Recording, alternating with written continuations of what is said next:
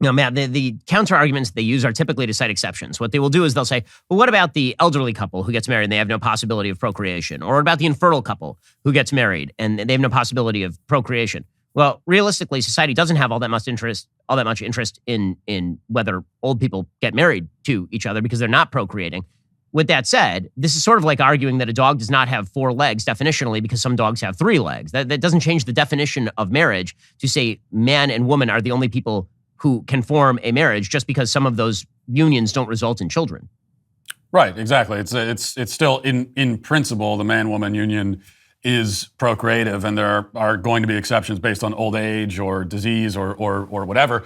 But that doesn't change the fundamental definition. And also, by the way, that's if you're especially a younger couple and you get married and you find that you're not able to conceive children biologically, there are other ways to have kids. And I do think that every married couple is called to some form of, every man, woman, married couple is called to some form of parenthood, and which is just another way of saying that none of us are called to live lives entirely centered around ourselves.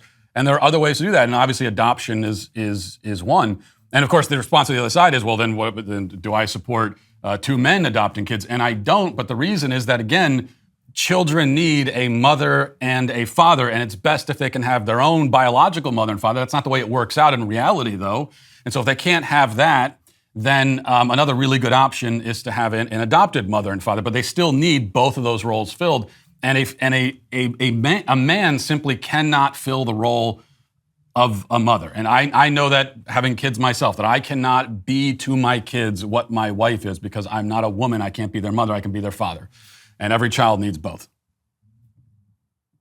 One of the things that's happened here, Matt, is all of the redefinition of marriage. Again, everyone wants to make it about same-sex marriage, but it really isn't about same-sex marriage. It's really about the decline and fall of Western civilization. You undermine marriage, and what you end up with is people who are not actually maturing as human beings. You have endless adolescence. You have no procreation, no children. The West is now reproducing at well under replacement rates. The only Western country that is reproducing above replacement rates is actually Israel. That's the only one. That's because it is a very a culturally and religiously based tradition. There are wide differences, by the way, within Western civilization among religious believers, right? Religious believers are still getting married. They are still having kids. They are still not getting divorced nearly as often. People who are not religious are not getting married. And what you're seeing, this has an impact politically, actually. You're seeing a rising voting bloc in the United States. The rising voting bloc is single women. Single women are an increasing percentage of the American population. They voted overwhelmingly for the Democrats, and they voted on the basis, presumably, of a couple of actual policies. One is more government largesse, which makes sense. If you don't have a partner, then having the government provide some support makes some sense. And 2, abortion, because, again, what you want to be able to do is not be, quote unquote, saddled with a child, the way that Barack Obama talked about his daughters being, quote unquote, punished with a child. Well, as we as a society move away from the idea that men have a duty to produce and then defend their children, and that women have a duty to bear and rear their children, and that this is how society functions, as we move away from that, it shouldn't be a surprise that society is falling apart. Yeah, it's not, and that's why there are a lot of consequences, as you point out. I mean, the collapse of civilization happens, and that's much more important than the political consequences. But as far as the politics go, this is one of the reasons why Republicans are quite foolish to give up on the battle for marriage, and then by extension giving up on the battle for the family, because along with civilization collapsing, also the Republican Party is going to collapse a lot sooner than that. You're making yourself irrelevant because single people are much more susceptible to the machinations of the Democrat Party and leftism, much more easy to manipulate. And a lot of that is because, if you have a child and you're not married, then you're much more likely to see that as a crisis. Whereas if you're married, then you have the structure in place. Even if you weren't planning on having a kid, even if you feel like you're not ready for it, you have the structure in place to care for the child. And that's why we cannot give up on this issue. And if Republicans give up on it, then they've given up on themselves. They've given up on their own political future.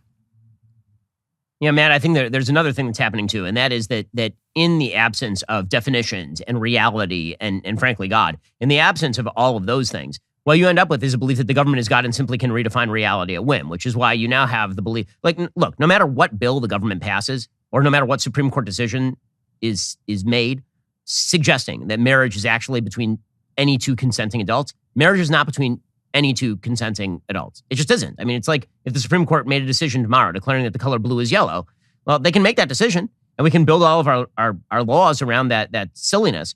But it does not reflect reality. And eventually reality is going to have a say here. And in fact, it's not eventual. It already is having a say as marriage completely collapses, implodes, and people don't have kids. And we have perennial adolescence and the idea that adults are atomistic individuals who ought to be pursuing their own hedonistic pleasure until they die. Yeah, and this is, so when people ask, why does it matter if there's quote unquote gay marriage? How does it affect you? Is the question that Rogan asked several times when we were talking about it. And this is the effect right here, is that it makes marriage pointless in the minds of so many people. And in fact, Rogan said himself that it's sort of silly. It makes it seem like a silly, useless, pointless thing. If marriage is not fundamentally procreative, then what's the point of it?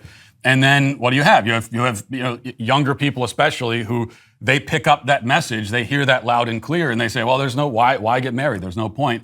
And then you see the collapse of the family and everything else that comes along with it. Alrighty, guys. The rest of the show is continuing right now. You're not going to want to miss it. We'll be getting into the media's attacks on Trump and what they are hoping to accomplish. If you're not a member, click the link in the description and join us.